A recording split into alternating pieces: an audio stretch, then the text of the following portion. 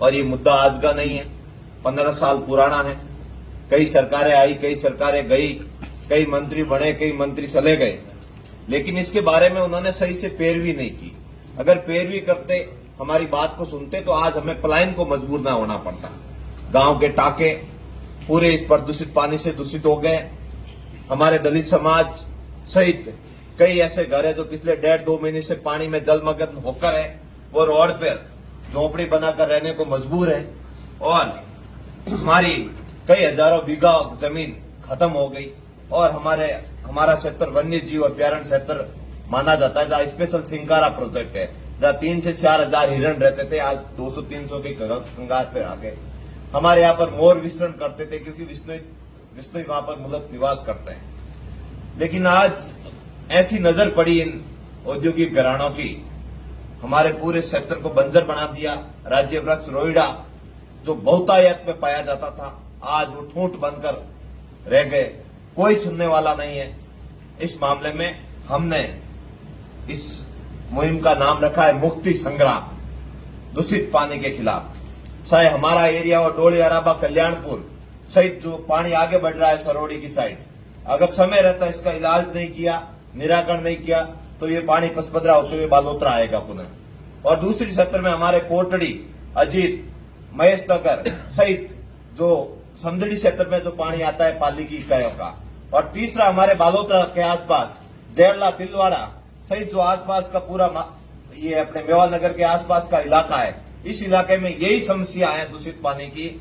और ऊपर का जो हमारा बेल्ट है, इधर मंगला प्रोसेसिंग के पास जो पूरे के पूरे बोरवेल खराब हो गए, ये सभी मुद्दे इसमें शामिल हैं। और हमारा मुख्य उद्देश्य है अब हमारे लोगों को इस गंदगी से, इस दूषित पानी से, जो ये पूरी की पूरा पर्यावरण और मानवता खतरे में आई है, जो हमारे हिरण खतरे में आए हैं, जो हमारे मोर खतरे में आए, जो हमारी पूरी वनस्पति खतरे में आई है, इसे इस कुदृष्टि से बचाने के लिए हम 1 तारीख को बड़े लेवल पर ये धरना प्रदर्शन आंदोलन करने जा रहे हैं। संपूर्ण जिले वासियों से निवेदन है, बिना पार्टी, बिना विचारधारा, बिना द्वेष, बिना भाव, बिना किसी लाग लपेट के मानवता और पर्यावरण को बचाने के लिए हम आपसे भावनात्मक अपील करते हैं, हमारा साथ दीजिए, हमारे साथ खड़े रहे। हमारे जो साथ में खड़ा होगा, हम उसको ही हमारा नेता मानेंगे, हमारा भगवान मानेंगे और हमारे लिए कुछ करने वाला मानेंगे।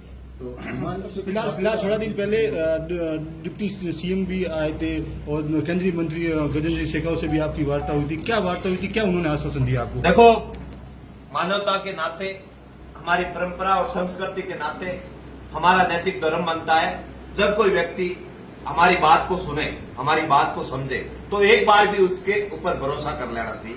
तो 3 दिन के लिए हमने उनके ऊपर भरोसा किया और उसका अंजाम ये हुआ, हमारे ऊपर मुकदमे हुए। तो उनको भी बहुत बहुत धन्यवाद, हमारे ऊपर मुकदमे करवाए। मैं तो कहता हूं उनसे, हमारे ऊपर एक नहीं 50-50 मुकदमे कर लीजिए, लेकिन इन गांवों को आजाद कर लीजिए इस पानी से। हमें जिंदगी भर के लिए जेल में ठूस लीजिए, लेकिन इन गांवों को इस दूषित पानी से जो फैक्ट्रियों का आ रहा है उससे आजाद कर लीजिए। हमारी दूसरी तीसरी इनसे कोई मांग नहीं थी।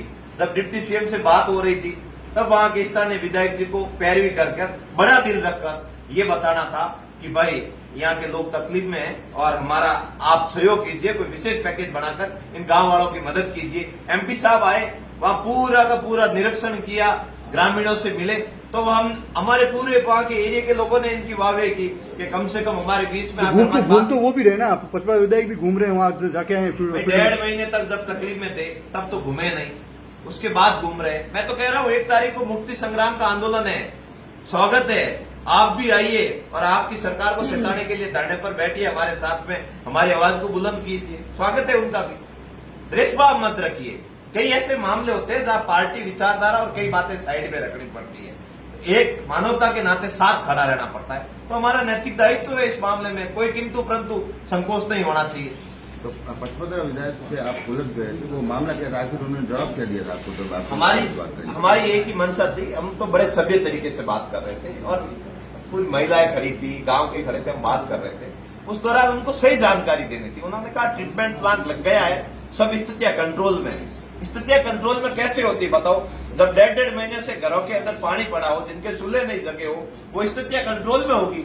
5-5 गांव तकलीफ में, 12-13 रेवेन्यू विलेज तकलीफ में, और उसके बाद भी उनको स्थितियां सामान्य लगती है। तो हम लोगों ने उनको कहा कि विधायक जी, हमने कोई गाली गलौज नहीं किया, हमने विधायक जी जो सही सम्मानित शब्द होता है, शब्द का प्रयोग करते हुए उनको बताया। आपने कहा था कि आपके दिमाग में कोई भूल हो तो निकाल देना। बिल्कुल कहना पड़ेगा, जब जनहित के मुद्दा होगा, जनहित की बात होगी, तो दिमाग में गलत फितूर होगा तो उसके बारे में उनकी बात की, कोई गलत नहीं कहा। मैं मेरी मांग के लिए नहीं खड़ा था, या उमेदवार राम जी जो हमारे सांसद है कोई अपनी मांग नहीं रख रहे हैं, मांग रख रहे हैं जनहित की। जब जनहित और पूरा पर्यावरण और मानवता तकलीफ में है, तब उनको सही बात बतानी चाहिए थी। हमारी उनसे मांग है, आप आइए 1 तारीख को हमारा जो आंदोलन है उसमें हमारा सहयोग कीजिए और हमारे साथ खड़े रहिए। तो हनुमान बेनीवाल जी से कोई बात हुई है? बिल्कुल सबसे बात हुई है। नेताजी ने आदेश दिया है कि मजबूती से आप जनहित के मुद्दे पर लड़े और जनता के साथ में खड़े रहिए।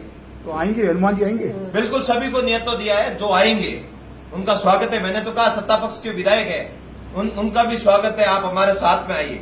हमने तो यही कहा है, ये मुद्दा जो है वो बिना पार्टी विचारधारा का जनहित का मुद्दा है, इसमें सभी साथ खड़े रहे। हमारे जिले के मुखिया है, हमारे उमेदवार राम जी खड़े हैं, और तो सभी से निवेदन है कि जो चाहता है इस मुद्दे में भाग लेना, यहाँ कोई पार्टी का मंच नहीं है। मैं सभी से निवेदन करता हूँ ज्यादा से ज्यादा हमारा सहयोग कीजिए। Okay, thank you. Thank you.